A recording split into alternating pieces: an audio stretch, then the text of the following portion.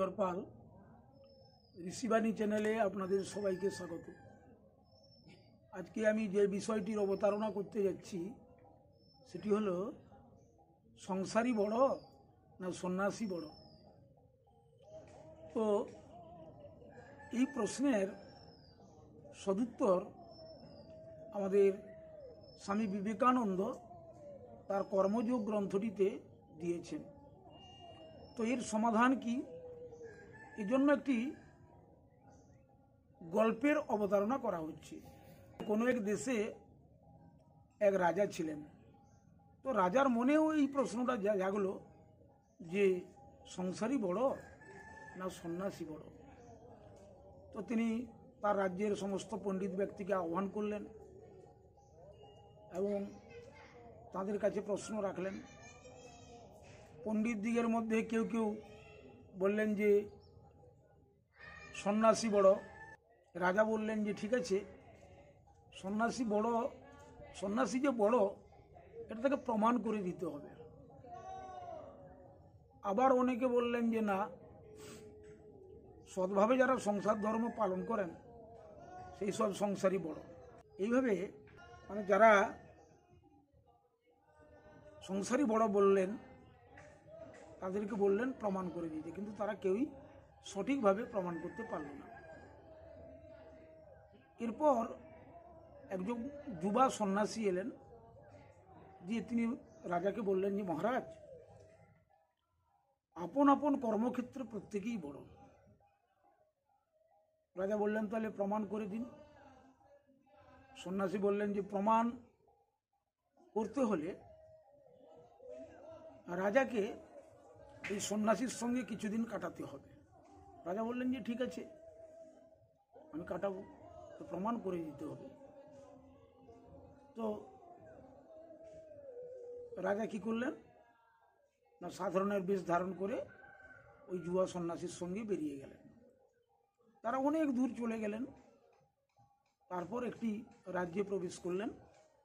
সেখানে ঢেঁড়া দেওয়া হচ্ছিল, এবং ঢেঁড়া দেওয়া হচ্ছিল কি বিষয়ে না, সেই রাজ্যের যে রাজকুমারীর স্বয়ম্বর সভা হবে।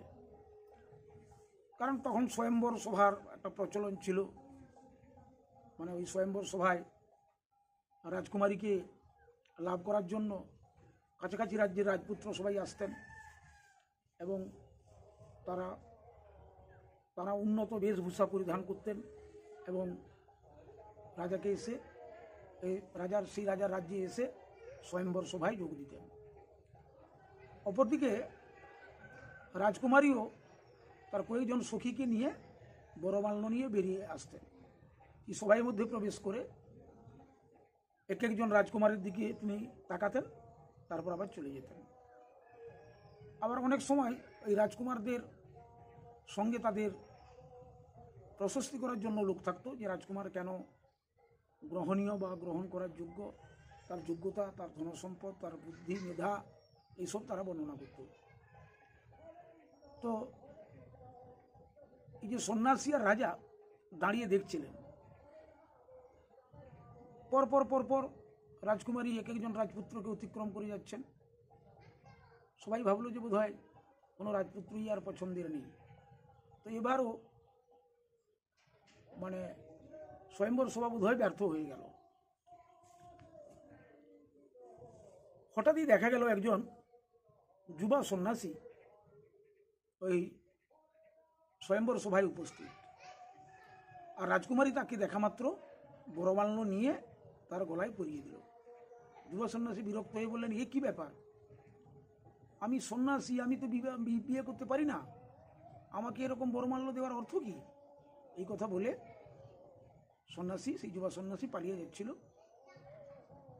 তখন রাজকুমারী পিতা অর্থাৎ সেই রাজা, তিনি বললেন হয়তো এ খুব গরিব মানুষ, তাই সে রাজকুমারীকে বিয়ে করতে ভয় করছে।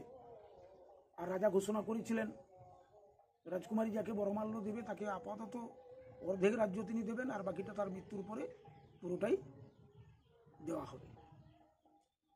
তো সেই সন্ন্যাসী যখন সেই স্বয়ম্বর সভা থেকে বেরিয়ে গেলেন, রাজকুমারী তার পেছনে পেছনে ছুটতে লাগলেন। তারা ছুটছেন, বেশ কিছুটা দূর গিয়ে একটা বনের মধ্যে প্রবেশ করলেন ওই যুবা সন্ন্যাসী, আর রাজকুমারীও তাকে অনুসরণ করে প্রবেশ করলো ওই বনের মধ্যে। অপরদিকে আমাদের ওই যে রাজা আর সন্ন্যাসী তারাও প্রবেশ করলেন সেখানে। তো যুবা সন্ন্যাসী যাকে রাজকুমারী অনুসরণ করে যাচ্ছিল সে হঠাৎ বনের মধ্যে অদৃশ্য হয়ে যেতে রাজকুমারী কাঁদতে শুরু করলো। তখন এই রাজা ও সন্ন্যাসী গিয়ে তাকে সান্ত্বনা দিয়ে বললেন যে কান্নার কোনো কারণ নেই, সন্ধ্যা আগত, এখন রাজকুমারীর পক্ষে তার পিত্রালয়ে যাওয়া অসম্ভব, অতএব তার সেই রাতটা তাকে কাটাতে হবে এবং রাজা এবং উক্ত সন্ন্যাসী তাকে সাহায্য করবেন। তো সন্ধ্যা নেমে এলো। সন্ধ্যা নেমে আসতে তারা একটা গাছের তলায়, শীতকাল, একটা গাছের তলায় আশ্রয় নিলেন এবং তারা কী করলেন না, শীতে একটু জুবুথুবু অবস্থা। তো গাছের কোটরে ছিল একটা পাখি আর পক্ষিণী আর তাদের 3টি শাবক। সেই পাখি যখন দেখলো যে এরা শীতে কাঁপছে, তখন সে কাছাকাছি গ্রামে গিয়ে একটা জ্বলন্ত কাঠ ঠোঁটে চেপে ধরে নিয়ে এসে সেই গাছের তলায় শুকনো লতা পাতায় ফেলে দিল। ফলে কি হলো না, জ্বলে উঠলো। জ্বলে ওঠার ফলে এই রাজা, সন্ন্যাসী এবং সে রাজকুমারী তারা কি করলো না, হাত পা গরম করে নিল। কিন্তু সেই পাখি ভাবলো আজকে তো আমাদের এই গাছের তলায় যারা এসছে এই 3জন তো অতিথি, এদের খেতে দেবো কি? অতিথি গৃহস্থের কাছে অতিথি নারায়ণ স্বরূপ, অতএব এদেরকে খেতে দিতে হবে। খেতে দেওয়ার মতো তো কিছু নাই। কোনো উপায় না পেয়ে নিচে যে আগুন জ্বালিয়ে তারা হাত পা গরম করছিলেন, সেই পাখি চিন্তা করলো যে অতিথি সেবার জন্য প্রাণ দেওয়াও ভালো, দিয়ে সে কি করলো না, সেই গাছ থেকে উড়ে গিয়ে ওই আগুনের উপর পড়ে গেল। বারবার এরা কিন্তু তাকে, পাখিকে সরানোর চেষ্টা করেও পারলেন না। আগুনে ভস্মীভূত হয়ে গেল পাখি। পাখির ধারণা ছিল তার দেহটা পুড়ে গেলে ওই 3জন অতিথি হয়তো খাবেন, ক্ষুধা নিবৃত্তি করবেন। পাখিটির মৃত্যু হলো। এবার পাখিটির স্ত্রী পক্ষিণী সে দেখলো আমার স্বামী যেখানে চলে গেল সেখানে আমার জীবনের আর কি দাম। আমার স্বামী অতিথি সেবায় প্রাণ দিয়েছে, আমিও অতিথি সেবার জন্য প্রাণ দেব, কারণ আমার স্বামীর এই ক্ষুদ্র দেহে তো 3জনের উদর পূর্তি হবে না। এই কথা ভেবে পক্ষিণী আগুনে গিয়ে ঝাঁপ দিল, সেও পুড়ে গেল। বাকি শাবক 3টি ছিল, তারা চিন্তা করলো সন্তানদের উচিত পিতামাতাকে অনুসরণ করা। তো আমাদের পিতামাতা অতিথি সেবার জন্য প্রাণ দিলেন, আর আমরা কার জন্য বেঁচে থাকব? আমাদের এই 3জনের দেহ যদি আমরা গিয়ে সেই প্রজ্বলিত অগ্নি ঝাঁপ দিই, তাহলে হয়তো আমার পিতা মাতা আর আমাদের 3জনের শাবকের 3জনের দেহ পুড়িয়ে অতিথিরা হয়তো তাদের ক্ষুধা নিবৃত্তি করতে পারবেন। এই কথা ভেবে পরপর 3টি শাবক আগুনে ঝাঁপ দিল, ছাই হয়ে গেল। তাদের সেই অবস্থা দেখে ওই রাজা, ওই সন্ন্যাসী, রাজকুমারী অবাক হয়ে গেলেন। ভোর হয়ে গেল। সন্ন্যাসী রাজকুমারীকে পথ দেখিয়ে দিলেন তার পিত্রালয়ে যাবার জন্য। আর রাজাও এবার তার রাজ্যে ফিরবেন। সন্ন্যাসী রাজাকে বললেন, মহারাজ, আপনাকে দেখলাম যে যদি সন্ন্যাসী একজনকে হতে হয় সেই সন্ন্যাসী বড়, যে এরকম রাজকুমারী, সুন্দরী রাজকুমারী, রাজ্য, ধন সম্পদ, যার একটু লোভ নেই। দেখুন সেই যুবা সন্ন্যাসী ইচ্ছা করলে রাজকুমারীকে বিয়ে করতে পারতেন। রাজকুমারী তার গলায় বরমাল্য দিয়েছিল, কিন্তু তিনি সেটাকে প্রত্যাখ্যান করেছিলেন। যদি সন্ন্যাসী এরকম সন্ন্যাসী হয় তাহলে সেই সন্ন্যাসী বড়। আর ওই পাখি পক্ষিণী আর তার 3টি শাবক, আমরা উপস্থিত ছিলাম গাছের তলায়। তারা ভাবলো যে আমরা তাদের বাড়িতে গেছি। অতিথি সেবার জন্য যেভাবে তারা আত্মোৎসর্গ করলো, কোনো গৃহস্থও যদি এরকম অতিথি সেবা পরায়ণ হয় এবং অতিথিকে নারায়ণগণে সেবা করতে গিয়ে যদি প্রাণ পর্যন্ত বিসর্জন দেয়, তাহলে সেরকম গৃহস্থ বা সেরকম সংসারই বড়।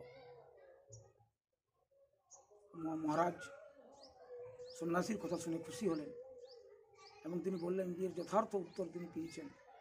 অর্থাৎ আপন আপন কর্মক্ষেত্রে প্রত্যেকেই বড়, যদি সে তার সেই কর্মটা বা কাজটা সঠিকভাবে করতে পারে। সন্ন্যাসী যদি প্রকৃত সম্যক ন্যাস করে থাকেন তাহলে সেই সন্ন্যাসী বড়, আর গৃহস্থ বা গৃহী বা সংসারী যদি প্রকৃতপক্ষে সৎ হন, সৎ বিবেচক হন এবং পরের কারণে স্বার্থ বিসর্জন দিয়ে পরের উপকার করেন, তাহলে সেই গৃহস্থ বড়। তবে একজনের পক্ষে যেটা কাম্য বা একজনের যে কাজ অপরজনের সেটা নাও হতে পারে। নমস্কার। এই ভিডিওটি যদি ভালো লাগে আপনারা লাইক করবেন এবং কমেন্ট করবেন, শেয়ার করবেন এবং আমাকে প্রেরণা দেবেন।